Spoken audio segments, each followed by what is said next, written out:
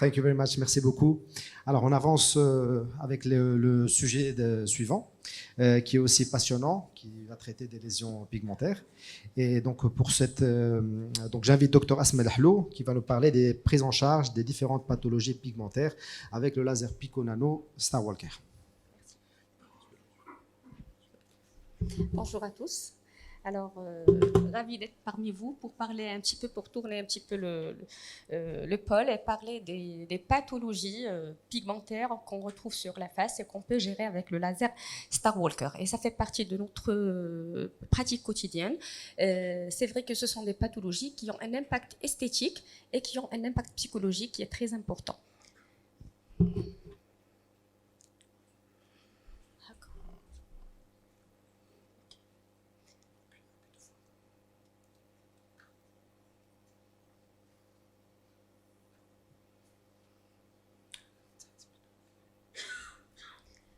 Alors, donc le laser, il va traiter la cible, il va traiter le chromophore, soit en le chauffant, en le coagulant ou en le détruisant, comme vous le savez. Alors, le laser Q-switché va détruire le chromophore. Alors, on va parler de différentes pathologies pigmentaires. C'est vrai qu'on ne peut pas faire le tour, mais je vais parler des pathologies les plus fréquentes qu'on retrouve dans notre pratique quotidienne. Alors, le principe général, c'est le principe photoacoustique, c'est-à-dire qu'on a une photothermolyse sélective et qu'on a le laser NDA qui va cibler les mélanosomes sans détruire les mélanocytes pour avoir un résultat justement qui ne va pas créer une hyperpigmentation post-inflammatoire, qui va préserver les tissus avoisinants et préserver la qualité de la peau. Alors voilà le principe de photothermolyse. On a une énergie qui va être absorbée par le chromophore, qui est le pigment. On aura une absorption sélective, c'est-à-dire sans toucher le pigment de l'épiderme, de la peau. Et puis on aura une élimination par le système lymphatique. Voilà, on est là.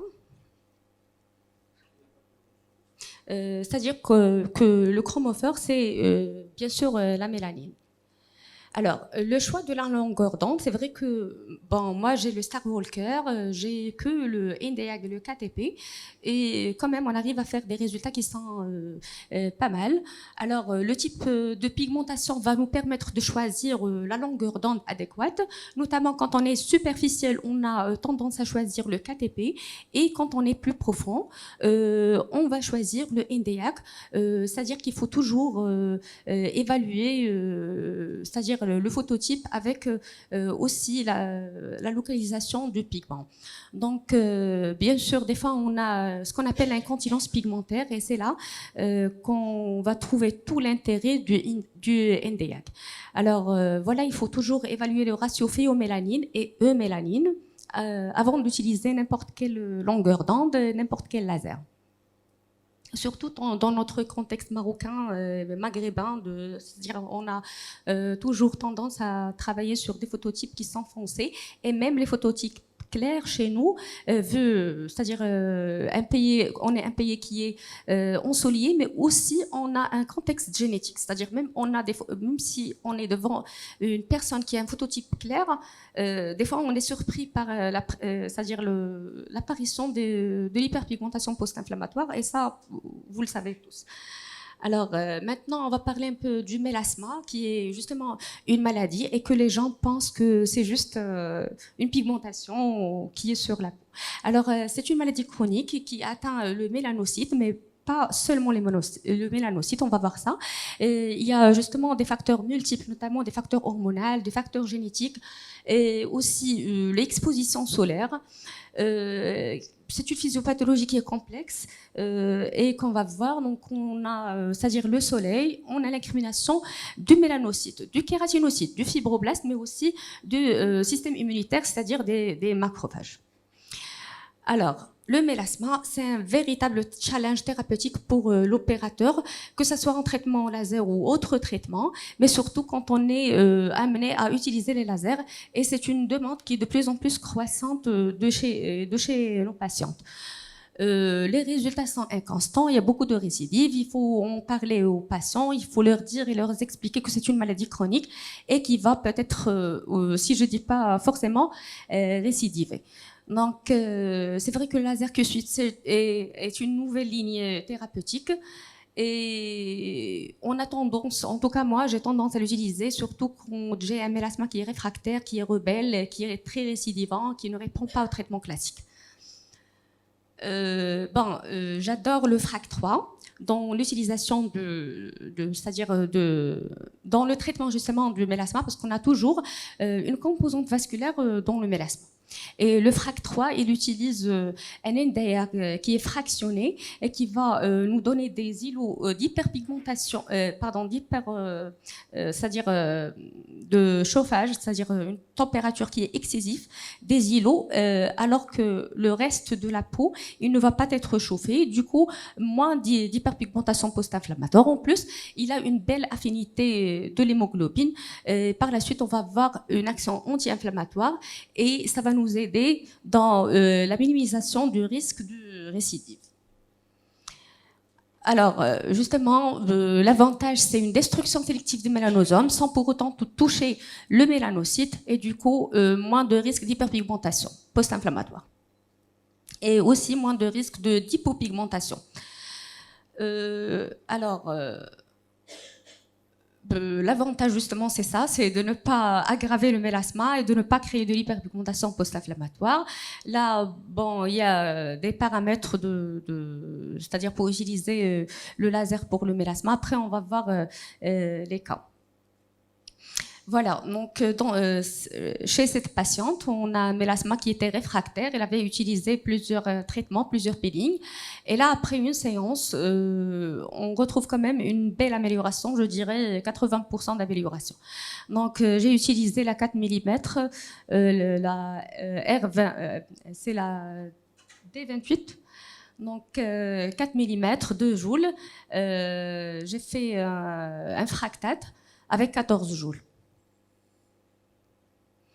Le deuxième cas, c'est un mélasma aussi rebelle qui a fait plusieurs traitements par voie, c'est-à-dire il a pris la voie orale, il a pris c'est-à-dire différents traitements topiques, notamment l'hydroquinone, il a fait beaucoup de peeling, il a même bénéficié d'un laser CO2 qui, je pense, a aggravé son mélasma. Mais là, après 6 traitements, on arrive à obtenir un bon résultat avec un recul de 1 an quand même de non-récidive. Voilà une deuxième patiente avec une composante inflammatoire, une composante vasculaire qui est assez visible même sur les photos. L'utilisation du FRAC 3 nous a permis d'avoir, et le fractate aussi, d'avoir un résultat remarquable dès la première séance. Pour l'hyperpigmentation post-inflammatoire, donc c'est une pathologie qui est très fréquente, qui peut être, c'est-à-dire suite à une maladie inflammatoire ou causée par nous-mêmes quand on utilise des traitements iatrogènes, notamment le peeling ou bien les lasers. Donc la pigmentation elle est produite par les mélanocytes et transférée aux kératinocytes voisins grâce à leur dendrite. Alors, le rôle du kératinocyte dans l'hyperpigmentation post-inflammatoire, il est très important. C'est pour ça que après l'exposition solaire, on va avoir une stimulation du kératinocyte qui va synthétiser des cytokines et par la suite, lui-même, il va stimuler l'action des mélanocytes et par la suite, on aura une hyperpigmentation post-inflammatoire. Le rôle des fibroblastes est le contraire, c'est-à-dire qu'il va diminuer l'activité des mélanocytes en sécrétant le DKK1, et d'où l'intérêt de le stimuler, que ce soit par la fractate ou bien par la FRAC 3. Donc, le traitement laser va c'est-à-dire toucher les différentes structures et va consister en 3 étapes. La première étape, c'est les impulsions NDAG. La deuxième étape, c'est le FRAC 3 pour toucher les microcomposants vasculaires. Et la troisième étape, c'est le fractate pour stimuler l'échange kératinocytaire et obtenir un rajeunissement non thermique, une amélioration de la structure de la peau et par la suite, amélioration de la pigmentation. Voilà, c'est un schéma qui illustre un petit peu le traitement FRAC 3 qui donne des îlots thermiques sans endommager la peau avoisinante. Je pense que c'est plus clair dans ce schéma-là. Et voilà, dans l'hyperpigmentation post-inflammatoire, qui est une pathologie qui est très rebelle, et qu'on arrive difficilement à traiter après avoir utilisé une seule séance du laser Nd:YAG. Avec là, j'utilise la pièce à main, enfin le diamètre 5 mm avec 2 joules et la fractate, plusieurs stackings, et j'utilise souvent le 10 joules. Alors là, c'est une patiente que j'ai reçue avec une hyperpigmentation post-inflammatoire suite à l'utilisation du laser alexandrite sur un phototype épilatoire, sur un phototype qui est foncé. Et le résultat, c'est une hyperpigmentation post-inflammatoire qui traîne depuis plus d'une année. Et après avoir utilisé, c'est-à-dire un seul traitement, on remarque déjà qu'il y a un éclaircissement des taches. C'est-à-dire, je n'ai fait qu'une seule séance. J'ai fait la deuxième séance et j'attends le résultat. Le lentigo solaire, c'est-à-dire, c'est suite à la photoexposition. Ce sont des hyperpigmentations qui vont apparaître suite à l'exposition solaire. C'est une hyperpigmentation des couches basales de l'épiderme et on a une héliodermie avec un allongement des crites épidermiques surmontant des zones d'élastose cutanée. Donc, on a toujours l'élastose cutanée. Donc, il faut penser toujours à utiliser la FRAC 3 pour stimuler les fibroblastes, non pas traiter que le lentigo. Donc, utiliser aussi la fractate pour stimuler le fibroblast aussi. Et enfin, utiliser le KTP 532 pour éliminer le lentigo par photothérolyse sélective. Donc ça, c'est un patient qui voulait traiter les lentigos du dos. Et après une seule séance, on est devant un blanchiment carrément des lésions avec 1,5 joules. Toujours le KTP, après avoir utilisé le FRAC 3, et là, j'avais pas encore le fractate, donc c'était que le FRAC 3, puis le KTP. Ça aussi, c'est la même chose avec 1 joule. Donc, il faut faire très attention dans notre contexte. Quand on utilise le KTP, on a souvent des hyperpigmentations post-inflammatoires, malheureusement.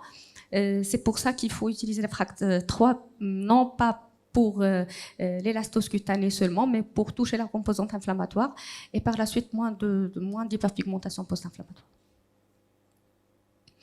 Voilà, c'est l'exemple idéal de l'élastose cutanée, de l'héliodermie. Donc, on a plusieurs lentigos où il y avait aussi des KS que j'ai traités par herbium, mais les lentigos, je les traitais avec le KTP. J'ai utilisé la fractate et aussi le FRAC 3, mais on a gardé quand même, c'est-à-dire il y a toujours de l'inflammation, donc un risque d'hyperpigmentation post-inflammatoire. Il faut demander à la patiente de bien se protéger contre le soleil. Les lentigos, les éphilides, c'est pratiquement la même chose. Donc là, c'est une jeune. Donc si on ne veut pas utiliser la FRAC 3 et le fractate, on peut. Mais je préfère quand même utiliser la FRAC 3. Et c'était aux alentours de 1 à 25 joules. Les taches café au lait, ce sont des taches qui peuvent rentrer dans le cadre de neurofibromatose de type 1 ou bien tout simplement une seule lésion. On a une demande très importante quand c'est sur le visage. Par contre, il faut informer les patients comme quoi c'est récidivant et il faut traiter sur 2 séances ou bien 3 séances au lieu d'utiliser des paramètres qui sont très élevés et se retrouver par la suite dans l'hyperpigmentation post-inflammatoire. Voilà un cas de tache café au lait. Donc, j'avais utilisé quand même la Nd:YAG, c'est-à-dire pour toucher la structure profonde. J'ai utilisé le 2 joules, puis j'ai utilisé la 532 avec 1,5 joules. Donc, les suites sont c'est-à-dire l'endpoint, c'est un grisolement ou bien, c'est-à-dire des fois on a un aspect foncé et puis par la suite on aura une exfoliation suite à l'utilisation du KTP. Alors là aussi j'ai utilisé une double longueur d'onde, le 1064 et le 532. Ça c'était un résultat après 2 séances. Alors, pour le lichen, c'est une maladie inflammatoire chronique qui touche la jonction dermo-épidermique et qui provoque une incontinence pigmentaire. Donc, le traitement, il est très difficile. Donc, après avoir arrêté la progression de la maladie et la progression de l'inflammation, on se retrouve avec une pigmentation déjà du lichen, avec une hyperpigmentation post-inflammatoire. Et on a la présence des mélanophages dans le derme superficiel. Alors, là, j'ai un cas de lichen avec une hyperpigmentation post-inflammatoire. La patiente a été traitée par acide tranexamique par voie orale et par isotrétinoïne. Et après, on se retrouve avec cette pigmentation. Et j'ai utilisé le NDAG avec le KTP et aussi la fractate. Et après une seule séance, on remarque qu'il y a quand même une amélioration de la texture de la peau et aussi une amélioration de la pigmentation. La même chose pour cette patiente, mais celle-là n'a pas été traitée par isotrétinoïne, il a été traité par dermocorticoïdes et c'est-à-dire par des crèmes dépigmentantes. Et puis on a commencé le laser avec l'utilisation surtout du NDAG. J'ai utilisé le KTP juste sur l'hyperpigmentation avec cache pour justement ne pas trop chauffer et ne pas créer de l'hyperpigmentation post-inflammatoire. Le Nivus dota, donc on en voit tous. C'est une pigmentation et une hypermélanocytose oculodermique qui est limitée au niveau du visage, au niveau du territoire innervé par les deux branches du nerf trigémaux. Donc, si on a une pigmentation grise à bleutée, on a plus c'est-à-dire d'amélioration. Et si on commence le traitement laser tôt, on a plus de résultats. Donc, l'utilisation du NDAG permet d'obtenir jusqu'à 75% d'amélioration en 6 séances. Alors, moi, j'ai des cas que j'ai dépassé les 6 séances. Il y a un bon résultat, mais les patients veulent un blanchiment. Des fois, on n'arrive pas à avoir le blanchiment, mais on a quand même une amélioration qui est assez significative. Il faut informer les patients ou bien les patientes du risque de récidive après le traitement. Et il faut tenir en compte qu'il y avait eu des cas de dégénérescence en mélanome. C'est pour ça qu'il ne faut pas oublier de faire une surveillance attentive et d'informer les patients. Voilà, c'était un cas de Nivus dota. Alors, je commence souvent avec le 6 joules et j'arrive à 10 joules en augmentant l'influence séance après séance. Ça, ce n'est pas mon cas, mais on remarque qu'il y a une belle amélioration. Ce sont des paramètres qui sont proposés. Le Nivus de Becker, il y a une composante pilaire. C'est un Nivus qui est très difficile à traiter. J'ai eu pas mal de cas et j'avoue que ce n'était pas vraiment des traitements réussis. On a toujours si on utilise le KTP, c'est l'hyperpigmentation post-inflammatoire, et si on utilise le NDAG, on n'est pas vraiment efficace.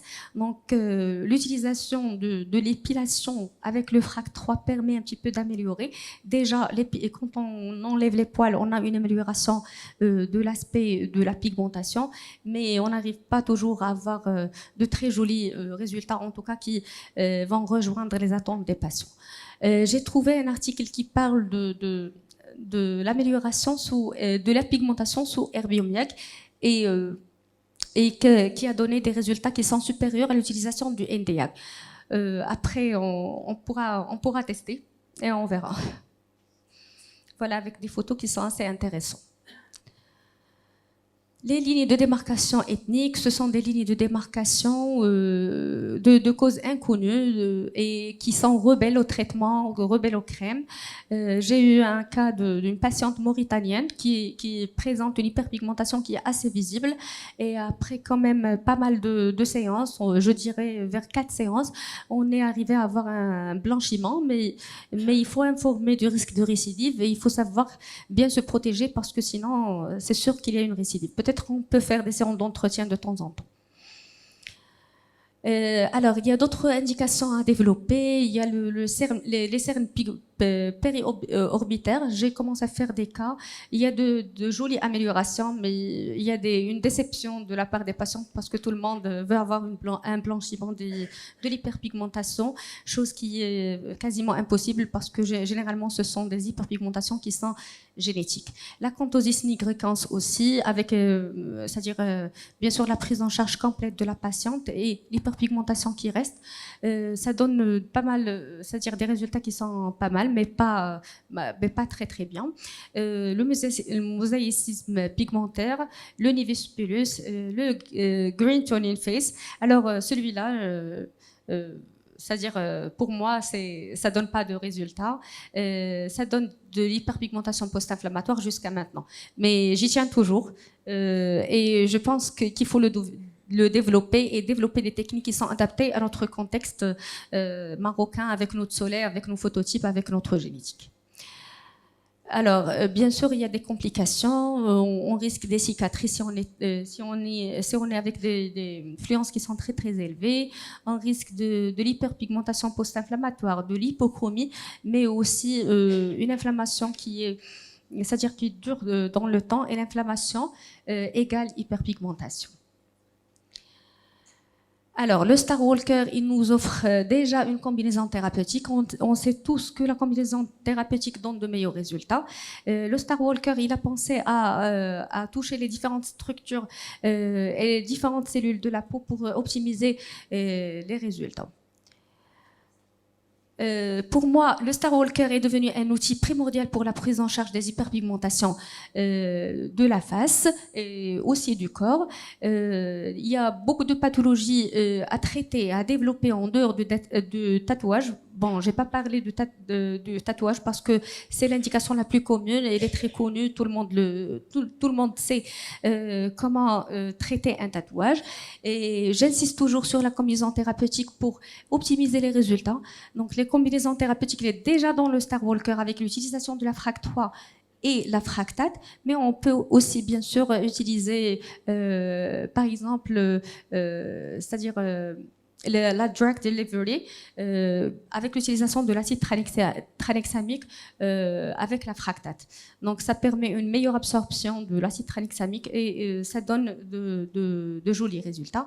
Et je vous remercie.